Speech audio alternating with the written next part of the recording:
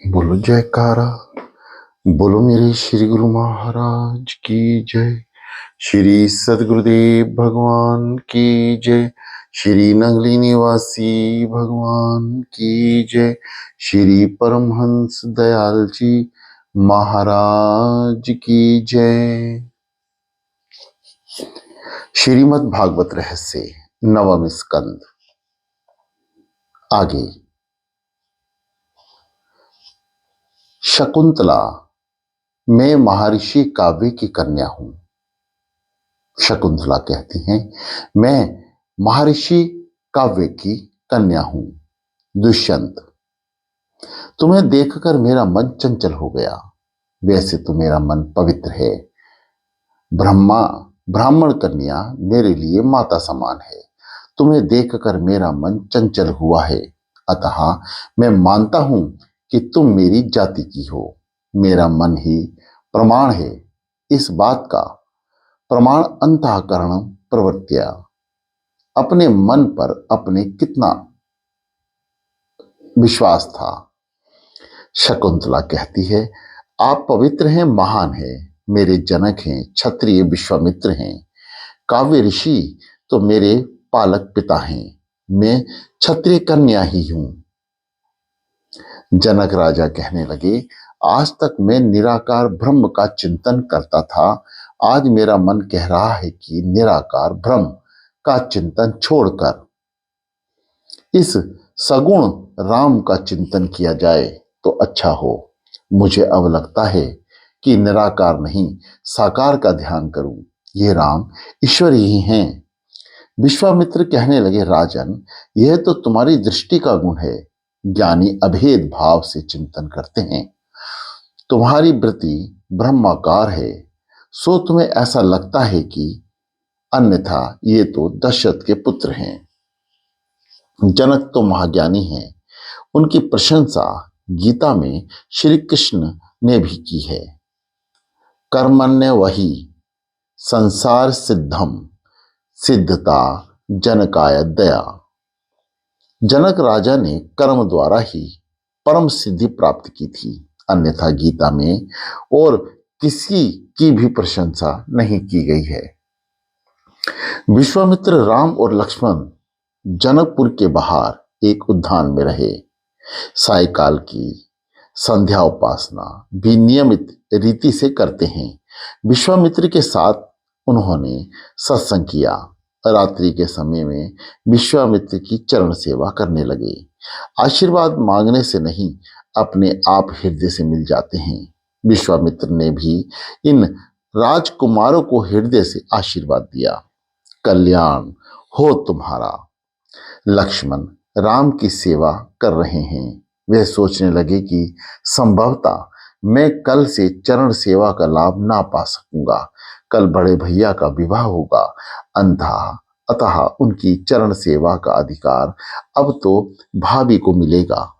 सेवा करने का ये मेरा अंतिम दिन है। कल से मैं सेवा कर ना पाऊंगा। राम की सेवा के बिना मुझे चैन नहीं मिलता। सेवा और स्मरण के बिना जिसे चैन ना मिले वही सच्चा वैष्णव है। जो सेवा और स्मरण के हेतु जीता है वही वैष्णव है। लक्ष्मण को बड़ा दुख होने लगा कि अब सेवा का अधिकार और अवसर छिन जाएगा। उसका मन अकुलाने लगा। उसका हृदय भर आया। आंखों में आंसू बेछोर होने लगी। प्रभु ने देखा कि उनका लक्ष्मण रो रहा है। वे लक्ष्मण से रोने का कारण पूछने लगे, क्यों रोते हो? क्या माता की याद तो नहीं आई है? तुम रोते हो तो मुझे बड़ा दुख होता है। रामचंद्र ने प्रेम आदर्श प्रेम था। लक्ष्मण संकोचवश बोल नहीं पा रहे। राम लक्ष्मण के हृदय को जानते हैं। उन्होंने लक्ष्मण से कहा, भाई, मेरे विवाह के बाद दाहिने चरण की सेवा तुम करना और बाएं चरण की सेवा सीता करेगी। तुम्हें देखे बिना मुझे नींद नहीं आती। विवाह के बाद भी मैं तुम्हें नहीं छोड़ूंगा। चाहे तेरी भाभी को छोड़ना पड़े, तुम्हें नहीं छोड़ूंगा। राम सभी के अंतर्यामी हैं, किंतु लक्ष्मण तो राम के भी अंतर्यामी हैं। तो ऐसा था राम का बंधु प्रेम। दूसरे दिन प्रातः काल हुआ तो लक्ष्मण जी सबसे पहले उठ गए। स्त्री का धर्म है कि पति के भोजन से पहले भोजन और शयन से पहले शयन ना करे। यही धर्म सेवक का भी है। विश्वामित्र शालिग्राम की पूजा करते थे, जो राम लक्ष्मण को पूजा के लिए पुष्प तुलसी दल आदि लेने के लिए उन्होंने उद्यान में भेजा। राम लक्ष्मण पुष्प और तुलसी दल एकत्र करने के लिए उद्यान में घूमने लगे। मालिक को चाचा कहकर पुकारा। माली ने पीछे देखा तो राम लक्ष्मण उन्हें बुला रहे थे। उसने कहा, मैं तो एक अधम सेवक हूं। राम ने कहा, सेवक भले हो, किंतु हमसे तो आप बड़े हैं। राम की विनय से माली उन्हें बार बार नमन करने लगा।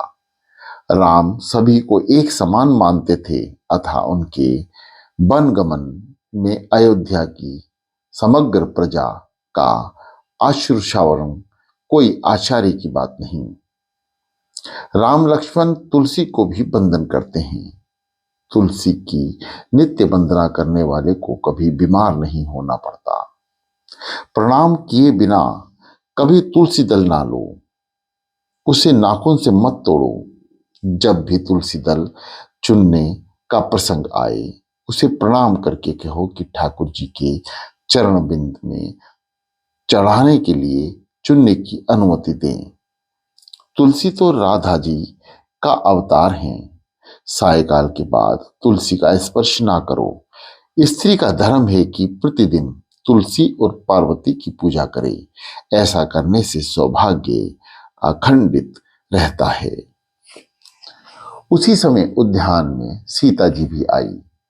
राम और सीता की दृष्टि का मिलन हुआ। इस दृष्टि मिलन की कथा मात्र तुलसीदास जी की रामचरित्र में ही है। वाल्मीकि रामायण, भावार्थ, आनंद रामायण, अध्यात्म रामायण आदि में नहीं है। सीता जी ने जगदम्बा को प्रणाम करके राम जैसा पति मांगा। सीता जी प्रार्थना करती हैं, जय जय गिरवर राज किशोरी, जय महेश मुखचंद चकोरी, देव पूजी पद कमल तुम्हारे, सुर नर मुनि सब वही सुखारे। राम लक्ष्मण पुष्पादि लेकर वापस आए और विश्वामित्र से कहा कि जिस कन्या का स्वयंवर होने जा रहा है, वे भी उद्यान में आई थी। राम का स्वभाव बड़ा सरल है, उनके मन में छल कपट नहीं है। सरल सबहु चुवत छल नाही। विश्वामित्र ने कहा, वास्य वत्से, मैं जानता हूं कि इस समय प्रतिदिन वे उद्यान में आती है, इसलिए तो मैंने तुम्हें वहां भेजा था कि वह तुम्हें देख ले।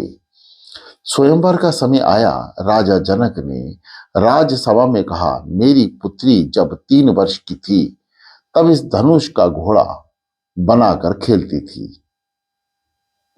इस धनुष का भंग जो करेगा, उससे मैं अपनी पुत्री का विवाह करूंगा। इस सभा में रावण भी उपस्थित था। बिना कारण कलेश करे, अपनी जय जयकार स्वयं करे। जो स्वयं आत्मा प्रशंसा करता फिरे वही रावण है। इसी सभा में भी वह अपनी जय जयकार कराने लगा। बिना कारण ही उसने राजा जनक से झगड़ा मोल लिया। धनुष उठाने का प्रयत्न करता हुआ वह अपनी जय जयकार कराने लगा। अपनी प्रशंसा अपने आप ही करे, वह रावण ही है। पार्वती ने शिव जी से कहा, आपका शिष्य रावण बहुत अभिमानी हो गया है। कुछ ऐसा उपाय करे कि वे धनुष उठा ही ना सके। 300 शिव सेवक सूक्ष्म रूप धारण करके उस धनुष पर बैठ गए। रावण धनुष ना उठा सका और भारी सभा में उसे शे की धूल में मिट गई। ऐसा होने पर अन्य सभी राजा भी सावधान हो गए। जब महाबलवान रावण को मुंह की खानी पड़ी तो हमारी तो हस्ती ही क्या है। धनुष उठाने से सब कतराने लगे। विश्वामित्र ने रामचंद्र को धनुष उठाने की आज्ञा दी तो वह उन्हें प्रणाम करके आशीर्वाद देकर धनुष भंग करने के लिए चल पड़े। सीता जी प्रार्थना करने लगी कि इस बार धनुष पुष्प सा हो जाए। राम ने धनुष का बंधन करके उठाया और डोरी बांधने के लिए खींचा ही था कि उसके दो टुकड़े हो गए। विश्वामित्र जी ने कहा, अब सीता जी बाहर आए, हम आपका दर्शन करेंगे। सीता जी वरमाला लेकर बाहर आई। इधर रामचंद्र सोच में डूब गए कि माता पिता की आज्ञा के बिना विवाह कैसे करूं। सुंदर राज्य कन्या विजय माला पहनाने आई, किंतु माता पिता की आज्ञा के बिना रामचंद्र ने उसे स्वीकारने के लिए तैयार नहीं है। सीता जी हार पहनाने का प्रयत्न तो कर रही हैं, किंतु रामचंद्र उनसे कुछ ही अधिक लंबे हैं, सो पहना नहीं पा रही है। हार पहनाने के लिए उन्होंने जो हाथ बढ़ाए तो कंगन में राम का प्रतिबिंब दिखने लगा, तो वो देखने में तल्लीन हो गई। रामचंद्र सिर नवाते ही नहीं थे। ऐसा देखकर विश्वामित्र के पास आकर कारण पूछा तो राम ने कहा, मेरा लक्ष्मण अविवाहित है, उसका भी तो विवाह होना चाहिए, और वह भी मुझसे पहले। राम अपने लघु बंधन को भूलते नहीं हैं। विश्वामित्र कहते हैं, मेरे राम की जितनी भी प्रशंसा की जाए वह कम है। राजा जनक ने घोषणा की कि उनकी दूसरी पुत्री का लक्ष्मण से विवाह किया जाए। राम जी को आनंद हुआ और सीता जी को वरमाला को उन्होंने स्वीकार कर लिया। जनक राजा ने सेवक कुमकुम पत्रिका लेकर अयोध्या आए। दशरथ जी ने पत्रिका पढ़ी। वैदिक विधि पूर्वक विवाह संपन्न कराने हेतु अयोध्या की प्रजा के साथ जनकपुर आने का उन्हें निमंत्रण था। दशरथ जी का हृदय आनंद से भर गया। वे जनक सेवकों को पुरस्कार देने लगे तो उन सेवकों ने कहा, हम इसको स्वीकार नहीं कर सकते, क्योंकि हम तो कन्या पक्ष के हैं। प्रातः काल में वशिष्ठ जी तथा अयोध्या की प्रजा के साथ राजा दशरथ जनकपुरी की दिशा में प्रयाण किया। मार्ग में शकुन भी अच्छे हुए।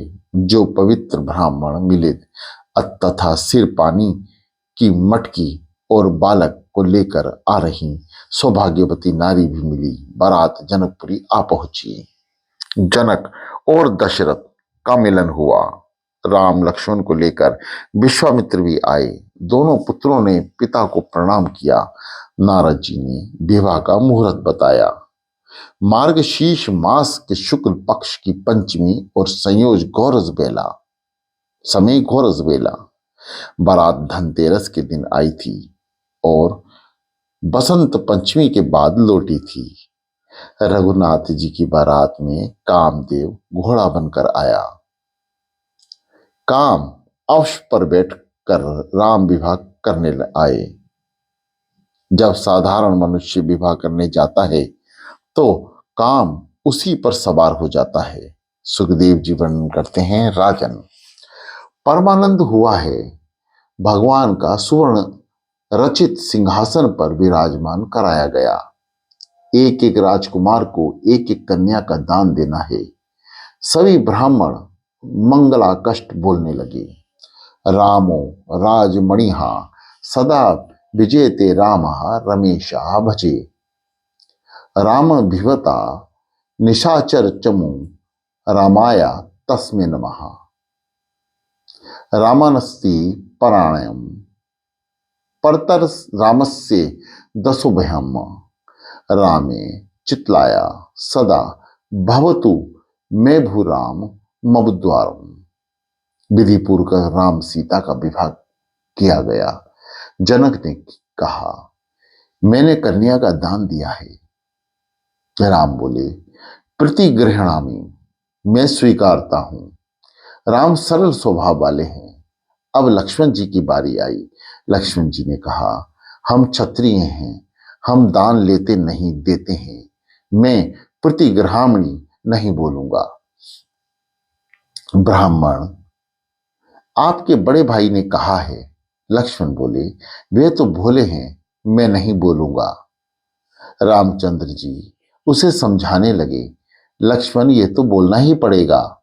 लक्ष्मण बोले, आप और जो चाहे सो करूंगा, किंतु मैं कन्या का दान के रूप में स्वीकार नहीं कर सकता। विश्वामित्र ने उसे समझाया कि उन शब्दों के उच्चारण के बिना विदा विवाह विधि पूर्वक नहीं किया जा सकता। गुरु जी के समझाने पर लक्ष्मण ने कहा, प्रतिगृहामि। विवाह विधि संपन्न हो गई। वर वधु भोजन करने लगे। भोजन के समय यदि कुछ विनोद आया जाए तो भोजन ठीक तरह से होता है। जनकपुरी की स्त्रियां आसपास बैठकर विनोद कर रही हैं। ये युवक भाग्यशाली है, अन्यथा ऐसी रूपवती कन्याएं उन्हें मिलती ही कहां। दशरथ जी की तो कोई संतान ही नहीं थी। यह तो अच्छा हुआ कि उनकी पत्नियों ने शीर का प्रसाद खाया, तो वृद्धावस्था में ही उन्हें संतान प्राप्त हुई। लक्ष्मण जी से यह विनोद सहा न गया। उन्होंने कहा, अयोध्या में तो शीर का आहार से संतान प्राप्त होती है, किंतु जनकपुरी में आकर हमने ये जाना कि यहाँ तो स्त्रियों को ऐसा ही नहीं करना पड़ता है। यहाँ तो धरती में से संतान उत्पन्न होती है। विवाह के बाद एक ही बेकी का खेल रखा गया। जब तक पति पत्नी का स्वभाव एक ना हो सके, तब तक विवाहित जीवन सफल नहीं हो सकता। तो तन किंतु एक मन ही तो विवाह है। विवाह के बाद दोनों एक हो जाते हैं। अद्वैत की सिद्धि के लिए विवाह पहला सोपान है। सीता जी ने मट्ठी में कोड़ियां छिपाकर पूछा, एकी या बेकी, अर्थात मुट्ठी में एक कोड़ी या दो। राम ने कहा, एक ही। सखियां हंसने लगी, कहने लगी कि आज तक अकेले थे, अब तो बेकी यानी दो हो गए, फिर भी कहते हो कि एक ही। लक्ष्मण ने कहा, बड़े भैया की बात बिल्कुल सही है। उनकी भाषा में गुणार्थ है। विवाह के बाद बेकी यानी दो व्यक्ति, एक ही यानी एक हो जाती है। राम और सीता अब दोनों दो नहीं एक हैं, अभिन्न हैं। सभी को आनंद हुआ, किंतु आनंद की तृप्ति नहीं हुई। कनक सिंहासन पर रामचंद्र जी और सीता जी विराजमान हैं। रामचरित अनंत है।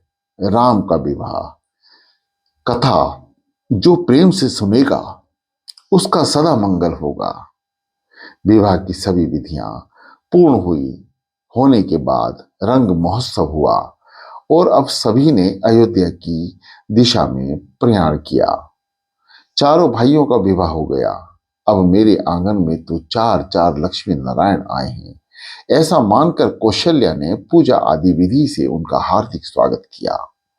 साक्षात महालक्ष्मी सीता जी जनकपुरी छोड़कर जा रही हैं।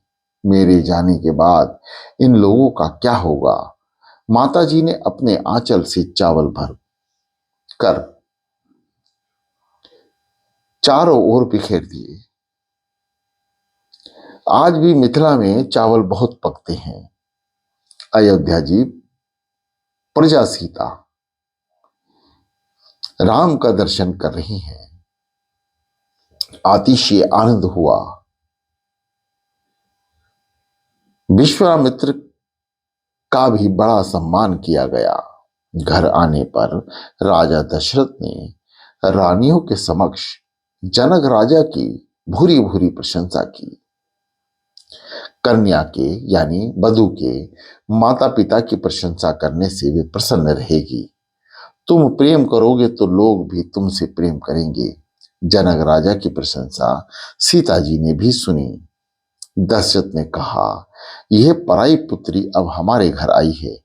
जिस प्रकार हमारी आंखों की रक्षा पलके करती हैं, उसी प्रकार सीता जी की भी रक्षा करना। वधू ललकानी पर घर आई, ललिकानी पर घर आई। राखयु नयन पलक की नाई। सूत जी सावधान करते हैं, आनंद के दिन कुछ शीघ्र ही बीत जाते हैं। रामचंद्र जी 27 वर्ष के हुए और सीता जी 18 वर्ष की। एक दिन राजा दशरथ जी राजसभा में विराजमान थे। उनका मुकुट कुछ टेढ़ा हो गया। दर्पण में देखा तो मुकुट के साथ साथ उन्होंने ये भी देखा कि उनके कान के कुछ केश श्वेत हो चले हैं। कान के केश श्वेत होने लगे तो मान लो कि वृद्धावस्था बहुत बढ़ चली है।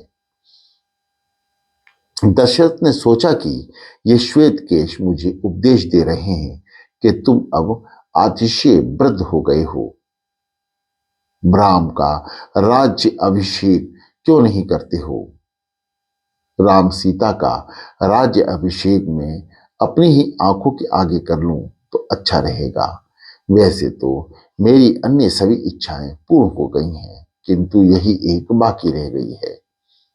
इच्छाओं का कोई अंत तो नहीं, सो इनका त्याग करके भागवत भजन करना उत्तम है। दशरथ राजा ने इच्छा के विरुद्ध कोई क्या बोल सकता है? दशरथ का राज्य वैसे तो प्रजातंत्र ही है। मंत्रीगण और महाजनों की अनुमति के बिना राम का अभिषेक किया नहीं जा सकता। प्रजा की भी इच्छा थी कि राम राजा बने। राजा दशरथ ने मंत्रीगण और महाजनों से कहा, यदि आप अनुमति दें तो राजपद देने की विधि हम करें। मंत्री सुमंत ने कहा, धन्य हैं, हम यही चाहते थे, किंतु संकोचवश बोल नहीं पाते थे। उसी समय राजसभा में वशिष्ठ जी का आगमन हुआ। सभी ने उनका सत्कार किया। दशरथ ने उन्हें प्रणाम करते हुए कहा, प्रजा की इच्छा है कि राम का राज्याभिषेक किया जाए। आपकी हम आज्ञा चाहते हैं। वशिष्ठ जी बोले, राजन, विचार तो अच्छा है। दशरथ जी ने कहा, महाराज कोई शुभ मुहूर्त बताइए। वशिष्ठ जी ने सोचा कि आज का मुहूर्त बताऊंगा, किंतु वे जानते थे कि आज उसका राज्याभिषेक नहीं हो पाएगा। सो उन्होंने कहा, राम जिस दिन जब भी राज्य पद ग्रहण करें वही श्रेष्ठ दिन है। वशिष्ठ जी की गुणार्थ वाणी दशरथ जी के समझ नहीं पाए। उन्हें तो अगले ही दिन राज्याभिषेक करना चाहा। उन्होंने मंत्रीगण से राज्याभिषेक की तैयारी करने की आज्ञा दे दी। मंत्री सुमंत ने कहा, राजन, सभी तैयारियां हो चुकी हैं। दशरथ जी वशिष्ठ जी राम को यह समाचार आप ही दे दें तो अच्छा हो। आप कुलयुग हैं तो वशिष्ठ जी रामचंद्र के पास में पधारें।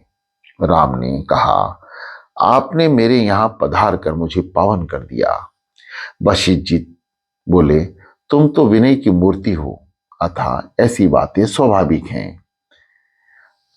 कल तुम्हारा राज्याभिषेक होगा। राज्याभिषेक की बात सुनकर सभी लोग आनंदित हो गए, किंतु राम कुछ उदास हो गए। वे वशिष्ठ जी से पूछने लगे, क्या मुझे अकेले ही राजा बनना है? वशिष्ठ जी ने कहा, राजा तो एक ही होता है। राम जी बोले, नहीं नहीं, हम चारों भाइयों का अभिषेक होना चाहिए। मेरे भरत, लक्ष्मण और शत्रुघ्न को भी राजा बनाइए। वशिष्ठ जी ने मंद मंद स्मित करते हुए कहा, मैं तुम्हें कैसे समझाऊं कि राजा तो एक ही व्यक्ति बनाया जा सकता है। जो ज्येष्ठ हो वही राजा बन सकता है, और तुम ज्येष्ठ हो, बड़े हो। सभी की यही इच्छा है कि सीता जी के साथ तुम्हारा राज्याभिषेक किया जाए। कल से राम राज्य का आरंभ होगा। वहां लक्ष्मण जी आए। राम ने उनसे कहा, भाई, पिताजी मुझे कल राजा बनाने जा रहे हैं। मैं तो नाम मात्र का राजा रहूंगा, अन्यथा राज्य तो तुम सभी का है। राम सभी के अंतर्यामी हैं, किंतु लक्ष्मण राम के भी अंतर्यामी हैं। राम को लक्ष्मण बहुत प्रिय हैं। तभी वे कहते हैं, लक्ष्मण, यह राजलक्ष्मी तुम्हारी ही है, तुम जैसा कहोगे वैसा ही होगा। लक्ष्मण को अत्यंत आनंद हुआ। उसे स्वयं तो राजा होने की इच्छा थी ही नहीं। बड़े भैया सिंहासन पर विराजेंगे और मैं चामर लेकर उनकी सेवा करूंगा।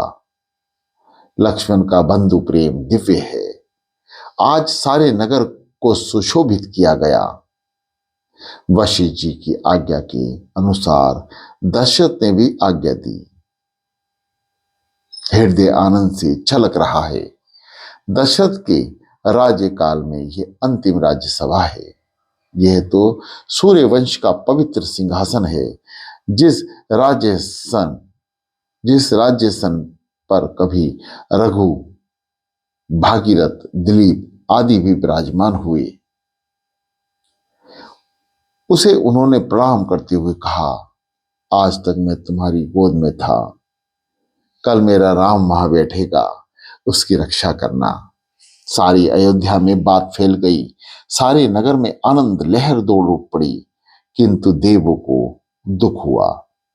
यदि राम कल राज्य पद ग्रहण करेंगे तो रावण का नाश कौन करेगा? रावण और उसके राक्षस बहुत सता रहे हैं। देवों ने विघ्नेश्वरी देवी का आह्वान किया।